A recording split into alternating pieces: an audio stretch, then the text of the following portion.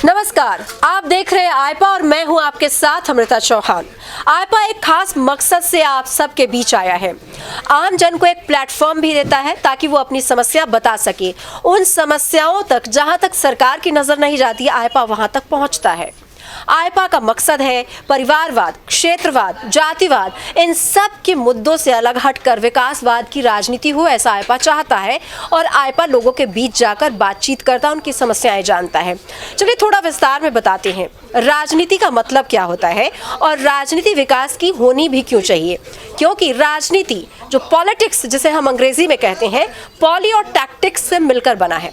Poly के तहत आता है व्यवसाय, रोजगार, कृषि, व्यापार, तमाम चीज़ें जो मूलभूत समस्याओं से जुड़ी हैं और उनके विकास पर सरकार काम करती है। और टैक्टिक्स, इसका मतलब है रणनीति बनाना, यानी पॉली और टैक्टिक्स इन दोनों को जोड़कर राजनीति बना है। तो राजनीति का स्वरूप कैसा हो, इसके लिए आइपा काम कर रहा है। दिन रात आपके बीच आ रहा है, लोगों के बीच जा रहा है।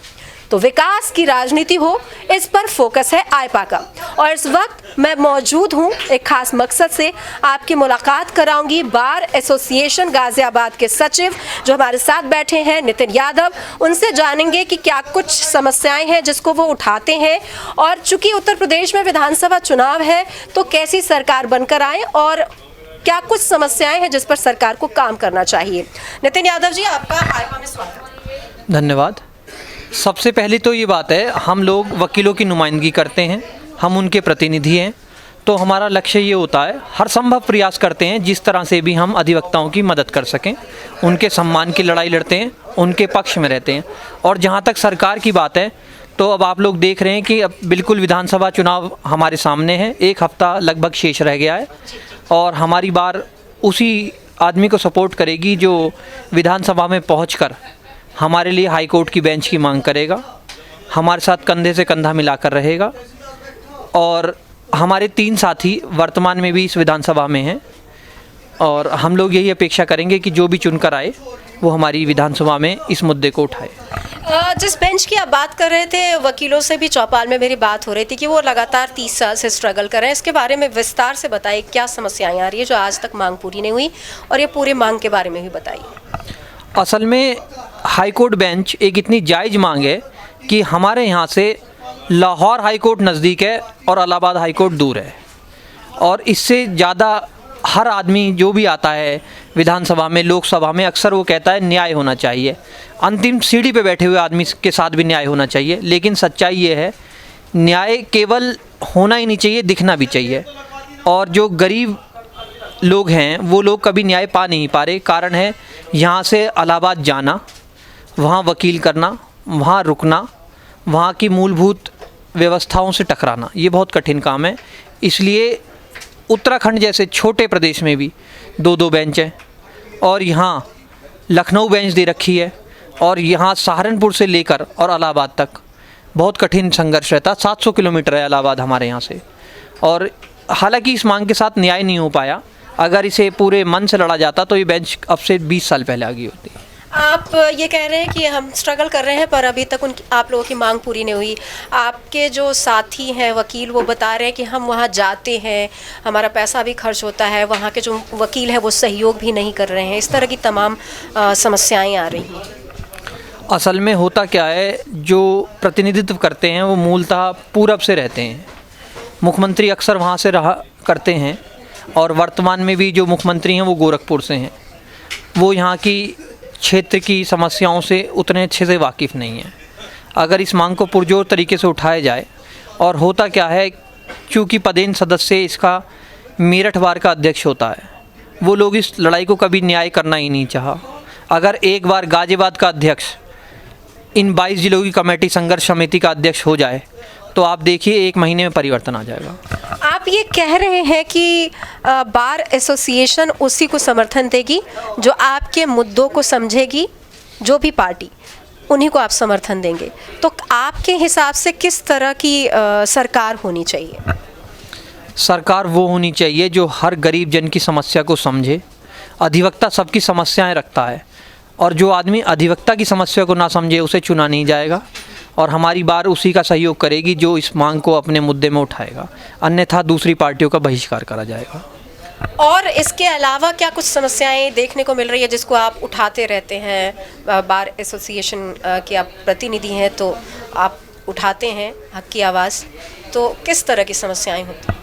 अब वर्तमान में हम लोग चुनकर आए तो हम देख रहे हैं जो नगर आयुक्त है ये हमें बहुत अनदेखी कर रहा है। हमारी कचहरी में बहुत गंदगी है। मैंने खुद और माननीय अध्यक्ष जी ने भी कई बार इससे मिलने का प्रयास करा है, ना तो ये हमारी मदद कर रहा, ना साफ़ सफाई पे ध्यान दे रहा है। आपने इस मुद्दे को ऊपर तक पहुंचाया? हम इसके ऊपर तक जाएंगे। हमारे मुख्यमंत्री जब आएंगे हम इस मांग को लेकर उनके पास जाएंगे। अभी तक आपने किसी से बात नहीं की है? असल में हमें चुने हुए 15 दिन हुए हैं। हमने सीधा नगर आयुक्त से मिलने का प्रयास करा लेकिन वो हमारी अनदेखी कर रहा है। तो उन्होंने क्या कहा जब आपने मिलने की कोशिश की तो? वो चुनाव का बहाना बनाकर रोज़ कह देते हैं कि कल मिलूंगा कल मिलूंगा।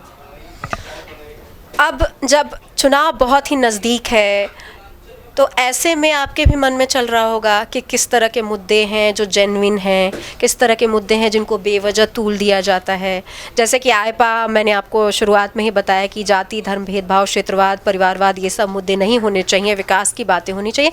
तो आप किस तरह से राजनीति को देखते हैं? सबसे पहले तो आईपा बधाई का पात्र है।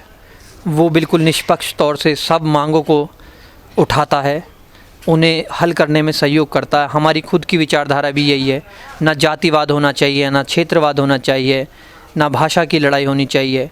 तो हम लोग तो खुद ही समाजवादी लोग हैं। हम लोग चाहते हैं कि सब समस्याओं को बिल्कुल ट्रांसपेरेंट तरीके से देखा जाए और उसका निराकरण होना चाहिए। यहाँ पर आपने कहा कि गंदगी का आलम है, सुना नहीं जा रहा है। अभी 15 दिन हुए हैं आपको चुने हुए, और क्या कुछ समस्याएं हैं जिसको आपने लाइन अप किया होगा? पिछली जो सदस्य रहे हैं बार एसोसिएशन के, तो उन्होंने जैसे काम किया है उसके बारे में कुछ बताइए। और क्या समस्याएं जो अब सदस्य हैं उनसे आपको सुने आते होंगे, आपसे बताते होंगे कि उनको क्या कुछ समस्याएँ देखने को मिलती हैं जो उन्होंने पिछली बार जो बार एसोसिएशन के सदस्य रहे हैं या सचिव रहे हैं, अध्यक्ष रहे हैं, तो उनसे वो मुद्दे उठाते रहे, क्या वो सॉल्व हुई या नहीं हुई, या वो ज्यों की त्यों है? हर अध्यक्ष सचिव अपनी तरफ से भरसक प्रयास करता है समस्या का निराकरण करने का, लेकिन चूंकि बहुत बड़ा परिवार है हम लोगों का, अधिवक्ताओं का, इस ज़िले में 7,000 अधिवक्ता हैं, तो उनके लिए सबसे बड़ी कठिन समस्या चैम्बरों की भी है। जब वकील बैठेगा नहीं तो समस्याओं को समाधान कैसे करेगा। हमारी प्रदेश सरकार से भी बात हुई है, हम लोगों ने अपनी कमेटी भी गठित करी है। मुख्य मुद्दा हमारे लिए चैम्बरों की समस्या का है। यदि प्रदेश सरकार हमारी मदद करे तो पूर्व की भांति और चैम्बर बनाए जा सकते हैं। चुनाव में जो मुद्दे होते हैं वो क्या होने चाहिए और उन मुद्दों की बात कैसे रखी जानी चाहिए? जो राजनीतिक अभी हालात हैं उसको कैसे आप देख रहे हैं? चुनाव का मुद्दा हमेशा विकास होना चाहिए। दवाई, पढ़ाई, स्कूल, ये मुद्दे होने चाहिए, लेकिन मूलतः होता क्या है, जाति पे आ जाता आदमी। जाति की समस्या ये है कि जाति है कि जाति नहीं। तो हर चुनाव को विकास के मुद्दे पे होना चाहिए हमारा। आप क्योंकि वकील हैं, लोगों के हक की आवाज़ बुलंद करते हैं, अलग अलग तरह की शिकायतें आपके पास आती होंगी, बहुत तरह की लोगों की हर रोज़ की समस्याएं होती हैं, कोर्ट कचहरी में लोगों के चक्कर भी लगाने पड़ते हैं। तो कैसे इन सब चीज़ों से आपको दो चार होना पड़ता है, फिर उसके लिए कैसे वक्त निकालते हैं और कैसे काम करते हैं, और फिर कैसे क्या कितनी चुनौती होती है? न्याय दिलाना बहुत कठिन काम है। होता क्या है, अक्सर पुलिस रस्सी का सांप बनाकर भेजती है। ये अधिवक्ताओं की जिम्मेदारी है कि उस सांप को दोबारा रस्सी बना के वो न्याय दिलाता है, और हम लोग हर संभव प्रयास करते हैं, और जो आर्थिक रूप से कमज़ोर हैं उनकी लड़ाई हम निःशुल्क लड़ते हैं। आईपा के साथ आप जुड़े नितिन यादव जी, आपका बहुत बहुत धन्यवाद, बातचीत किया आपने। आईपा को एक मैसेज देना चाहेंगे जिस तरह से आईपा काम कर रही है आमजन के लिए? आईपा से मेरा ये निवेदन है, होता क्या है, कोई भी न्यूज़ चैनल शुरुआत में तो ईमानदार रहता, निष्ठावान रहता है, लेकिन जैसे जैसे वो बुलंदियों पर चढ़ता है उसके ऊपर राजनीतिक दबाव आता है और बहुत तरह के दबाव आते हैं। आप लोग भी परिचित हैं उससे। हम दबाव में नहीं आते, हम निष्पक्षता से काम करते हैं, और हमारा जो मकसद है बस यही है कि लोगों की सेवा और लोगों के मुद्दे और राजनीति, खासकर विकास की राजनीति हो, इस पर आईपा का फोकस है। हमारी भी यही शुभकामनाएं हैं कि सेवा पे रहें, मेवा पे ना जाएं। लेकिन जिस दौर में जब आदमी बुलंदी पे जाता है वो सेवा छोड़ के मेवा पे चला जाता। बहुत बहुत धन्यवाद आपका आईपा से बातचीत करने के लिए। धन्यवाद, थैंक यू। तो ये थे नितिन यादव, जो बार एसोसिएशन गाजियाबाद के सचिव थे, जिन्होंने बातचीत की और बताया कि अभी इन्हें चुने हुए 15 दिन ही हुए हैं और इन्होंने बताया कि यहाँ पर गंदगी का आलम है, इस मुद्दे को उठाया है, चैम्बर्स की समस्याएं हैं और सरकार विकास के मुद्दे पर काम करे, ये इनका कहना है। और राजनीति खास तौर पर विकास के मुद्दे पर होनी चाहिए, न कि जात पात, क्षेत्रवाद और परिवारवाद के मुद्दे पर हो। चुनाव नज़दीक है, ऐसे में हर कोई अपने मताधिकार का इस्तेमाल करेगा। बार एसोसिएशन की तरफ से अपना पक्ष रखा है नितिन यादव जी ने और उन्होंने कहा है कि हम ऐसी सरकार चुनेंगे जो हमारी समस्याओं में को निपटारा करने में सहयोग दे। तो फिलहाल इस खास मुलाकात में इतना ही। मुझे दीजिए इजाज़त। नमस्कार।